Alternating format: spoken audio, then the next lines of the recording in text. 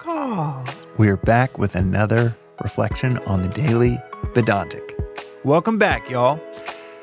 So I rarely ever mention Magic Mind here, and sometimes behind my shoulder, and it's a company that I started a few years ago. It's just never really relevant. But this morning I was reflecting on something that a friend of mine, this comedian Pete Holmes, said in the Magic Mind podcast that he and I did, where I think it might have been right before we hit record, but he was in a chair about 3 feet over. And he said this phrase of, if I were her, I'd be her. He's talking about just something that had gone wrong, and he was reflecting on like, yeah, it really, at the time it was really frustrating, or immediately after it was really frustrating, but then he just realized, hey, you know what? It's her call, and if I were her, I'd be her. And it was just a really beautiful way, don't know where he got it from, but a beautiful way to sum up when we are wronged by someone or when someone doesn't do what we wish they would. They have an entire lifetime, endless experiences that have shaped the lens in which they view the world. And it's such a graceful approach to view those things with this lens of, well, you know, yeah, that wasn't right, but if I were him, I'd be him. You know, if I went through those experiences and I had the examples of people with alcoholism in my family that I saw when I was 12, 13, 14, 15 years old and took to it without any admonishment from my parents when I was 16, 17, 18, because they were alcoholic. Like, it's actually quite easy to say, okay, yeah, if I were that person, I'd be that person. It is the right graceful approach for other people. It is not the helpful approach for ourselves. We should always hold ourselves to the highest ideal that we can muster. And when we do that, the world shifts itself around us. It actually fosters our growth towards that. But he said that, and it reminded me of something that Swami quotes all the time, and that's happy and blessed hour when wickedness stands forth as goodness bereft of a guide. These two kind of perspectives are perhaps cousins of one another.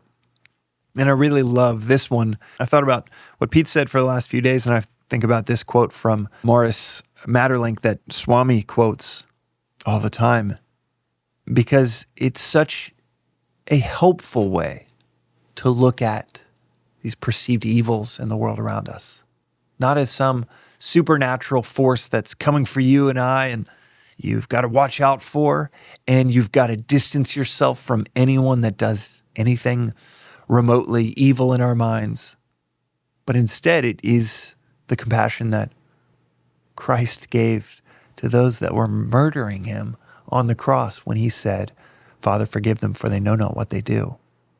Happy and blessed hour when wickedness stands forth as goodness bereft of a guide. They just didn't have the right guide. They have cultivated a life that values this thing that we perceive as wickedness, or values this pursuit that then has these symptoms, these offshoots of what we'd call wicked behavior. But happy and blessed hour when wickedness stands forth as goodness bereft of a guide. It is literally like TNT, like a grenade of a phrase, because tightly packed within that, you have happy and blessed hour.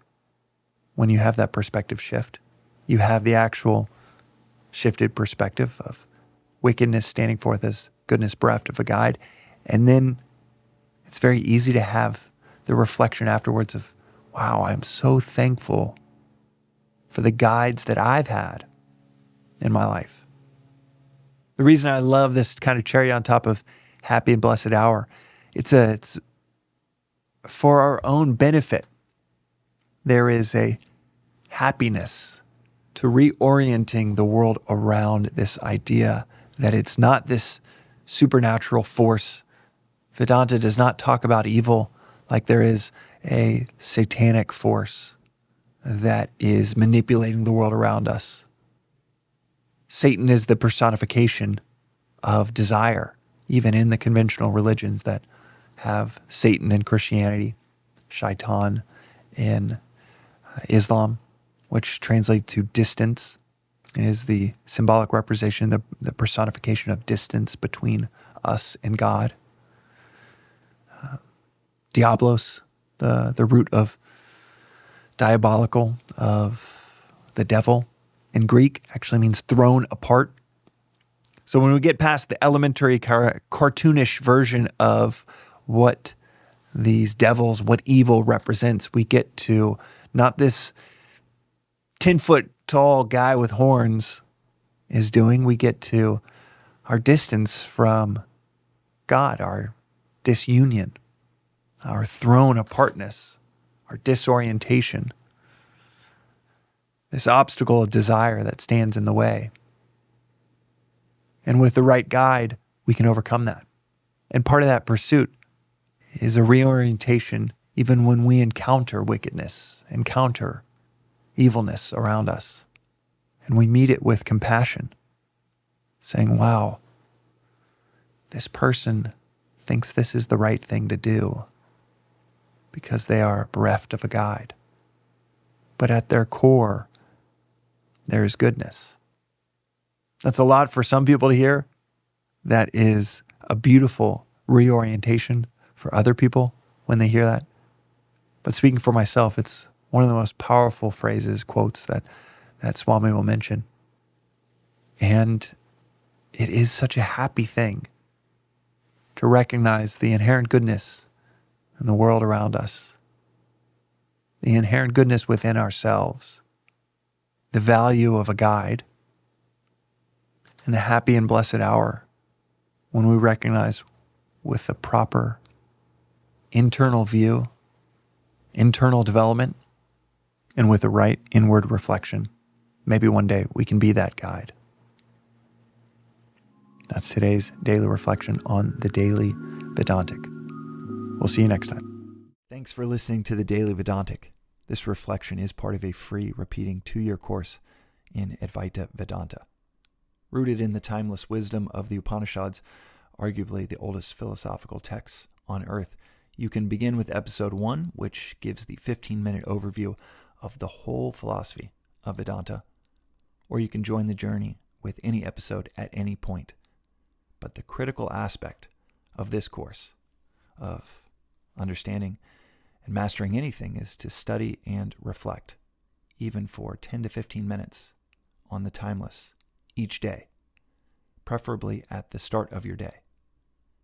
As is said in this philosophy, reflection is 100,000 times as powerful as listening. So listen, journal, sit with, discuss these concepts, or ask questions at thedailyvedantic.com with our AI-powered chatbot informed by about 700 episodes here, as regularly as one can if you want to see clarity and peace almost effortlessly unfold in your daily life.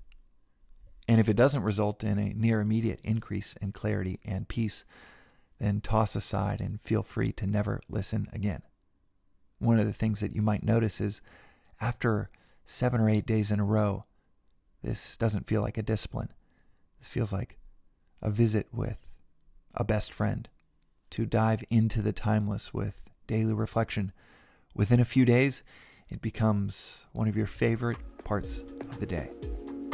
You can also find out more, including news about in-person events in Los Angeles and beyond, at The Daily Vedantic on Instagram or through our weekly newsletter at thedailyvedantic.com.